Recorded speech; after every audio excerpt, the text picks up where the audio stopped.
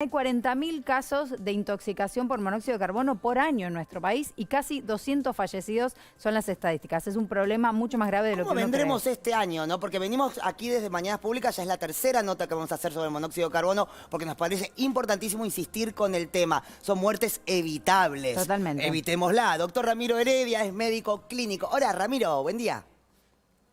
Buen día, gracias por la invitación. ¿Cómo están? No, bárbaro. Acá no tenemos termotanque, estamos todo bien. Venimos bastante bien. Pero Bien. contanos Y un un lugar poco... ventilado, por lo que veo. Un lugar ventilado, sí, salvo por algunos, va. Sí, a vos te digo. Vamos a hablar, Ramiro, Bien. seriamente de lo que es el monóxido de carbono, ese enemigo, ese asesino invisible. Primero, obviamente, repasar un poco las medidas básicas y consideraciones que la gente tiene que conocer.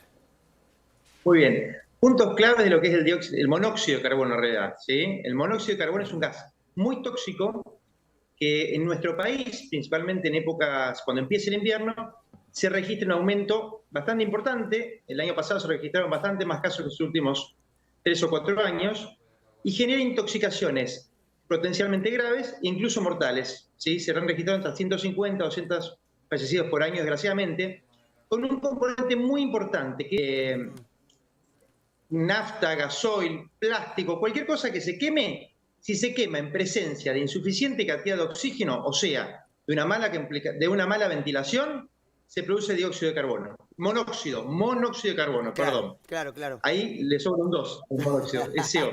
Bueno, en la atmósfera está en una concentración de 0,01%. En los ambientes cerrados se toleran concentraciones de monóxido de carbono hasta de un 0,1%. Y lo que tiene el monóxido de carbono, que nosotros lo inhalamos, ¿sí? Primero, no tiene olor, no tiene color, no tiene sabor, Claro. y aparte no irrita las mucosas. Vos estás en presencia de monóxido de carbono y No no te te das enterás, cuenta. a menos que, sacando que tengas síntomas, ¿sí? Y la otra cuestión es que, por ejemplo, hablaban del gas natural, habitualmente le agregan sustancias para que tenga olor, entonces vos lo identificás más fácil, ¿sí? Como otros combustibles también se los odoriza, digamos. Claro. En este caso, no. En cualquier lugar que esté mal ventilado y haya una combustión incompleta de cualquier combustible, se puede dar, ¿sí?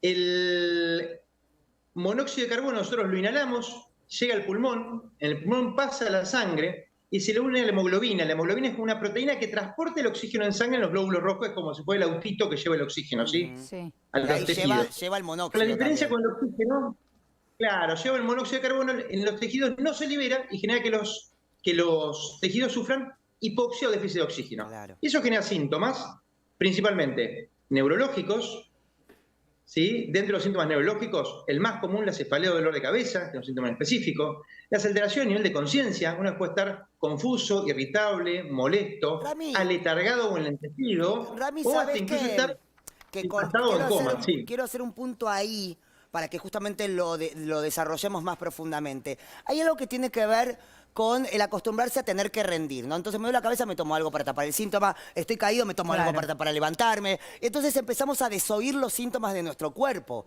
Entonces, en vez de decir, a ver, me duele la cabeza, voy a revisar, ventilo, me fijo si esto está combustionando bien o no, me tomo un Ibu y me voy para el trabajo, ¿no? Claro, Y por ahí lo que muchas estamos veces uno es... recibe la consulta. Claro. Sí. Claro, muchas veces uno recibe la consulta de una persona que relata síntomas similares a la gripe, o sea, una persona que viene con dolor de cabeza, mareos, ¿sí? Dificultad para concentrarse, confusión, como decís, hay aturdimiento y quizás está muy cansado. El cansancio extremo también está descrito. Algunos pacientes presentan dolor de pecho, otros presentan sensación de falta de aire. Claro. Otros pacientes presentan síntomas muy específicos como náuseas, vómitos, a veces dolor abdominal. Totalmente. Son síntomas muy vagos que es difícil identificar. Llama la atención muchas veces cuando uno los ve en un grupo familiar o afecta a un grupo familiar y una mascota que también está enferma, ¿sí? Eso nos tiene que encender las alarmas, ¿sí? Hay pacientes que son derivados a servicio de emergencias a veces con un diagnóstico de una intoxicación alimentaria, en realidad tiene una intoxicación por monóxido de carbono, ¿sí?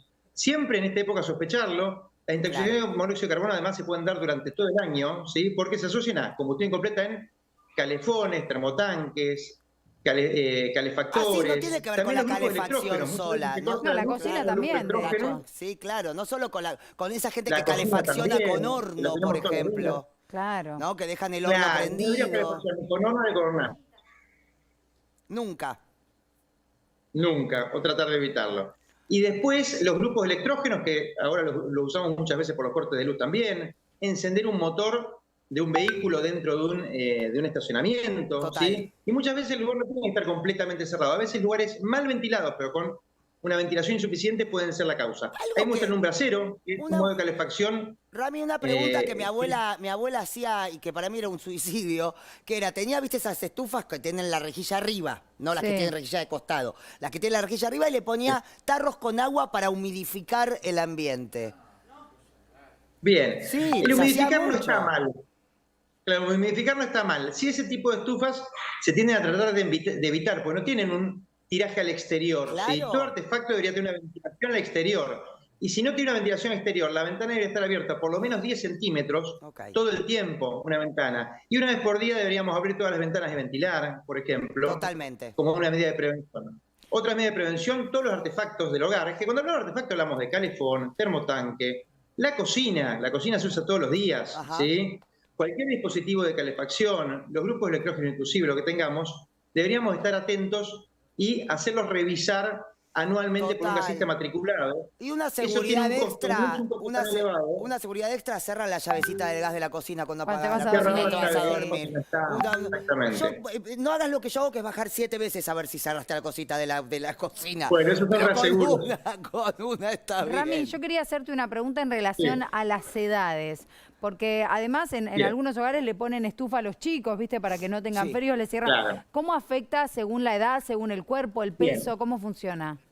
Hay distintas condiciones en las cuales las personas tienen más riesgo o más predisposición a tener efectos del monóxido de carbono y complicaciones por el monóxido de carbono con posibles secuelas, ¿sí? Esos son los niños pequeños, los adultos mayores, las mujeres embarazadas, las personas con enfermedades cardíacas o respiratorias que ya de por sí tienen menos reserva en cuanto a si presenta un déficit de oxígeno, y aparte la gente que está en la altura, ¿sí? En la altura, con menos monóxido te intoxicas más. Total, ¿sí? y ahí hay no mucho tenemos en cuenta. bracerito cuando estás en la montañita, ¿no? Claro. El pinta Y muchas bracerito, romanticismo. Claro, muchas veces nos enteramos cuando empezamos a calefaccionar los ambientes cuando empieza el invierno.